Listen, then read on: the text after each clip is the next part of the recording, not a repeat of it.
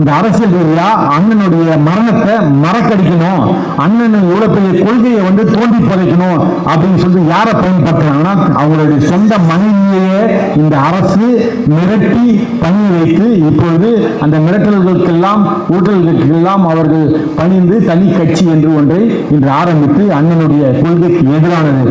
அண்ணன் இருந்திருந்தால் இந்த பகுஜன் சமாஜ் கட்சி ஏன் இந்த திராவிட முன்னேற்ற கழகத்துடைய வரலாற்றை சொல்லுகின்ற கேளுங்கள். அதாவது இங்கே ஒருத்தர் சொன்னார் இதுக்கு முன்னாடி பேசும்பொழுது, ஏன் இவங்க அதெல்லாம் கொஞ்சம் கூட பற்றி பேசலை அப்படின்னு சொல்லிட்டு நம்ம எம்பி பேசும்போது சொன்னாங்கன்னு நினைக்கிறேன். எம்பி பேசும்போது நம்முடைய பகுஜன் சமாஜ் கட்சியில் யாருக்குமே அதாவது இதுவரைக்கும் கலைஞர் அவர்கள் முதலமைச்சராக பெகஞ்சி அன்னை மாயாவதி அவர்கள் 4 முறை முதலமைச்சராக வந்தபொழுது ஒரு முறை கூட அவர் வாழ்த்து சொல்ல மாட்டார். ஏனென்றால் அப்படி வாழ்த்து சொன்னால், அப்படி வாழ்த்து சொல்லும்போது அந்த பகுஜன் சமாஜ் கட்சியுடைய அந்த கேடர்ஸ் அவங்க எல்லாமே நிறைய பேர் இங்கே உருவாகிடுவாங்க. சங்கர் சிங் வகையாக்கு சொல்லுவார், அதே மாதிரி பார்த்தீங்கன்னா கல்யாண் சிங்க்கு சொல்லுவார், லல்லு பிரசாத் யாதவ் சொல்லுவார், முலாயம் சிங்க்கு சொல்லுவார். ஆனால் பெகஞ்சி மாயாவதி அவர்களுக்கு கலைஞர் இதுவரைக்கும் வாழ்த்து சொன்னதே கிடையாது.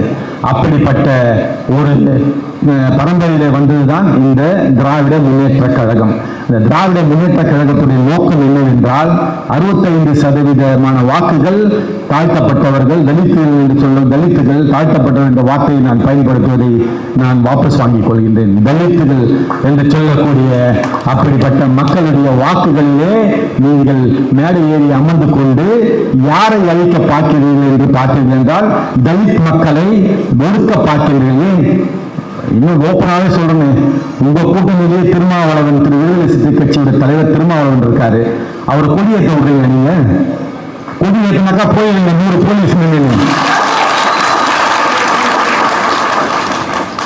நான் என்ன கேட்கிறேன், ஜாதிக்கு ஒரு நீதியா இந்த நாட்டில்? ஜெகன் முத்தியார் ஒரு எம்எல்ஏ 4 பேர் டிஸ்கஷன் வருவாங்க.